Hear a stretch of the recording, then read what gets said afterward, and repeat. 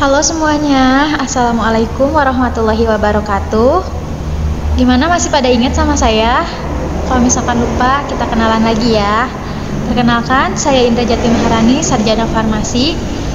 Kali ini saya akan sedikit memberikan materi mengenai narkoba beserta dampak dari penggunaan narkoba tersebut. Ya, mungkin kalian udah nggak asing lagi ya dengar kata narkoba gitu. Apakah kalian ada yang tahu apa itu narkoba? Ya, narkoba itu singkatan dari narkotika, psikotropika, dan zat-zat berbahaya atau obat-obat berbahaya. Kalau berdasarkan Menteri Kesehatan, nama lainnya itu adalah nafza.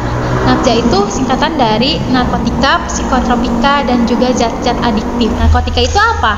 Nah, narkotika itu adalah zat atau obat yang berasal dari tanaman ataupun bukan tanaman, baik sintetis maupun semi sintetis. Si narkotika ini bisa menurunkan sampai merubah kesadaran, mengurangi rasa nyeri, sampai menghilangkan rasa nyeri gitu ya. Kemudian si narkotika ini juga dapat menimbulkan ketergantungan. Itu yang berbahaya. Kalau misalkan dalam dosis berlebih dapat menimbulkan ketergantungan. Bahaya nggak sih penggunaan narkotika? Bahaya.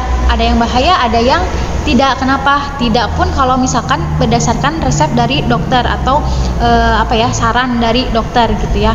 Narkotika itu dibagi menjadi 3 golongan. Ada golongan yang pertama. Golongan yang pertama itu tidak boleh digunakan dalam terapi pengobatan, hanya untuk ilmu pengetahuan saja. Kemudian golongan kedua sama, tidak boleh digunakan dalam terapi pengobatan, hanya untuk ilmu pengetahuan saja. Sedangkan golongan ketiga itu bisa digunakan dalam terapi pengobatan dan ilmu pengetahuan tentunya, hanya saja harus berdasarkan resep dari dokter, berdasarkan anjuran dokter, tidak boleh sembarangan digunakan atau dikonsumsi gitu ya. Narkotika golongan 1 itu mempunyai potensi ketergantungan yang tinggi, sedangkan golongan kedua itu potensi ketergantungannya sedang, dan golongan ketiga itu potensi ketergantungannya rendah. Itu alasannya kenapa golongan ketiga dapat digunakan dalam terapi pengobatan dan harus berdasarkan anjuran atau pengawasan dari dokter, tidak boleh sembarangan ya. Begitu. Kenapa? Karena ya berbahaya gitu ya. Bisa merusak sel saraf gitu. Kemudian psikotropika. Psikotropika ini adalah zat atau obat baik alamiah maupun sintetis, tetapi bukan narkotika ya. Jadi psikotropika dan narkotika itu berbeda. Nah, si psikotropika ini bisa mempengaruhi secara selektif terhadap susunan saraf pusat. Jadi yang bisa mempengaruhi kerja sistem saraf pusat yang ada di otak ya. Nah, si psikotropika ini bisa menyebabkan perubahan khas pada aktivitas mental dan perilaku. Tuh, ngeri nggak? Ngeri ya gitu. Jadi bisa sampai merubah aktivitas mental kita secara nggak sadar lah istilahnya, kayak gitu. Nah, kalau psikotropika ini dibagi menjadi 4 golongan. Kalau tadi narkotika hanya 3 golongan, kalau psikotropika ini dibagi menjadi 4 golongan. Golongan yang pertama itu tidak boleh digunakan untuk terapi pengobatan, hanya untuk ilmu pengetahuan saja. Kemudian golongan kedua sama, tidak boleh digunakan untuk terapi pengobatan, hanya untuk ilmu pengetahuan. Dan golongan ketiga itu bisa digunakan sebagai terapi pengobatan, tetapi menjadi pilihan terakhir kalau misalkan si golongan 4 misalkan tidak ada, atau sama golongan 4 itu seseorang yang membutuhkan psikotropika tidak mempan gitu ya. Nah, kalau golongan 4 itu bisa digunakan sebagai terapi pengobatan dan ilmu pengetahuan tentunya ya. Potensi ketergantungan untuk golongan 1 itu sangat tinggi. Potensi ketergantungan untuk golongan 2 itu tinggi. Potensi ketergantungan untuk golongan 3 itu sedang. Sedangkan potensi ketergantungan untuk golongan 4 itu rendah. Itu makanya kenapa golongan 4 dan golongan 3 bisa digunakan sebagai terapi pengobatan. Hanya saja untuk golongan 3 menjadi pilihan terakhir dalam terapi pengobatan. Jadi tidak terlalu dianjurkan lah gitu ya untuk golongan 3, kecuali kalau sudah kepepet banget istilahnya. Kenapa sih narkotika sama psikotropika itu katanya berbahaya tapi bisa digunakan sebagai terapi pengobatan? Ya, karena narkotika dan psikotropika itu kan bekerjanya di susunan saraf pusat ya. Biasanya digunakan untuk, mohon maaf, orang-orang yang terkena gangguan jiwa atau istilahnya seperti skizofrenia atau ODGJ, orang dengan gangguan jiwa. Orang-orang yang, mohon maaf, depresi ya, seperti itu. Nah, jadi kenapa sih banyak orang yang menyalahgunakan narkotika dan psikotropika? Ya karena si narkotika dan psikotropika ini kan bekerjanya di susunan saraf pusat ya. Jadi dia itu dapat menenangkan kalau misalkan orangnya sakit gitu atau depresi ya, seperti yang tadi saya bilang. Terus mungkin kalian juga sering dengar ya, banyak artis yang tertangkap karena penyalahgunaan narkoba atau narkotika dan psikotropika itu. Kenapa sih kalau artis pada memakai narkoba?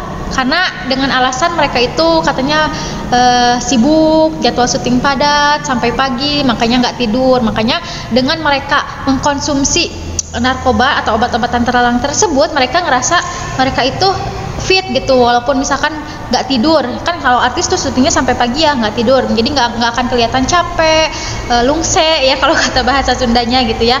Tapi mereka bakalan tetap aja segar gitu. Kenapa? Karena didoping sama narkoba. Baik nggak baik gitu, karena kan ketergantungan. Nanti di mana si seseorang itu tidak mengkonsumsi obat tersebut, mereka akan kehilangan kepercayaan diri, kemudian ada efek halusinasi, kemudian jadi insomnia. Karena ya tadi mereka nggak tidur pun mereka terlihat segar, fit gitu. Kenapa? Karena efek dari obat-obatan tersebut adalah insomnia salah satunya, atau susah tidur. Makanya mereka akan kuat.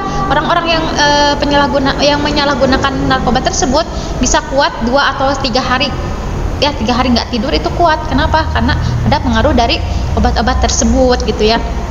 Bagus dong kalau misalkan kalian mikirnya ya nggak bagus lah, karena nantinya ketergantungan, di mana kalian nggak pakai ya obat tersebut, kalian nggak akan mau ketemu orang, minder aja, gelisah aja bawaannya itu. Terus halusinasi, kayak ada orang yang ngeliatin saya nih, atau misalkan ada hantu atau apa gitu. Halusinasi, gimana sih orang ngehalu gitu ya. Jadi kayak gitu, karena apa? Efek dari obat-obat tersebut gitu ya. Tadi kan narkotika dan psikotropika itu bisa menurunkan sampai menghilangkan kesadaran, menyebabkan perubahan aktivitas mental dan perilaku. Jadi kita bisa aja melakukan hal-hal yang di luar kesadaran gitu, kayak orang hipnotis gitu. Jadi bahaya ya, apalagi kalau misalkan orang sehat nih tiba-tiba mengkonsumsi narkotika dan psikotropika. Ya istilahnya orang sehat apanya yang mau diobatin sih? Yang namanya pengobatan itu biasanya kan untuk orang sakit. Ini orang sehat malah minum obat, ya malah jadi sakit lah gitu istilahnya. Kebalikannya kan ya. Jadi jangan sampailah kita gitu menyalahgunakan. Kita mah sehat nih, terus tiba-tiba minum seperti itu dengan alasan biar tenang gitu ya. Ya ngapain gitu, kalau misalkan pengen tenang mah sholat gitu ya istilahnya. Gak usah mengkonsumsi obat-obatan tersebut gitu. Kemudian selain dari beberapa hal yang tadi sudah disebutkan, ada lagi bahaya penggunaan narkotika dan psikotropika. Kenapa?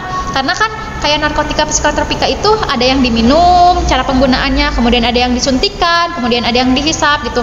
Kalau misalkan kayak disuntikan tuh jarumnya bisa aja bekas orang, misalkan satu pakai banyakan jibeh lah, hiji ku kabeh gitu ya istilahnya.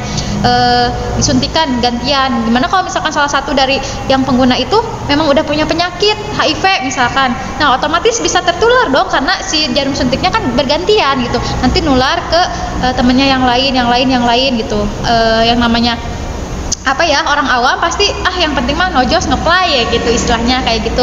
Itu bisa memicu penyakit yang lain juga gitu. Terus efek yang paling fatalnya adalah kematian gitu. Kenapa? Karena nanti bakalan banyak penyakit yang masuk, terus sistem imunnya juga jadi rendah. Dimana kita nggak mengkonsumsi obat tersebut, kita jadi nggak pede, kemudian ngerasa jadi malah sakit. Yang namanya asalnya orang sehat dikasih obat ya jadi sakit gitu, kebalikannya kan ya.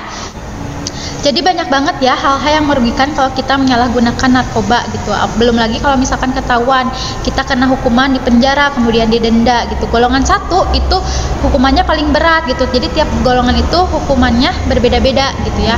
Belum lagi kita nanti rehabilitasi, membutuhkan banyak uang dan banyak waktu untuk rehab. Karena katanya rehab itu sakit, jadi nggak bisa kita asalnya mengkonsumsi nih narkoba atau si obat itu. Kemudian kita mau berhenti, nggak bisa berhenti gitu aja. Kenapa? Karena berproses, istilahnya rehabilitasi. Dan rehabilitasi itu dengan cara apa? Menurunkan dosis. Karena kan kenapa mereka minum narkoba tersebut bisa ngefly itu karena dosisnya berlebih, makanya bisa menyebabkan efek yang merugikan gitu. Jadi pas rehabilitasinya pun nggak bisa langsung dihentikan, oh kamu nggak boleh minum ini, nggak bisa kayak gitu, tapi menurunkan dosis secara perlahan. Dan katanya ya, karena saya pun belum pernah mencoba dan amit-amit gitu ya, saat rehabilitasi itu diturunkan dosis itu sakit banget katanya gitu ya. Jadi katakan tidak untuk narkoba, say no to drugs ya. Semangat terus buat kalian para generasi muda yang berprestasi, generasi muda yang akan sukses ke depannya, generasi berencana ya, salam genre gitu ya. Semoga apa yang tadi saya sampaikan sedikit banyaknya bisa bermanfaat untuk kita semua ya. Semangat terus. Terima kasih atas perhatiannya. Wassalamualaikum warahmatullahi wabarakatuh.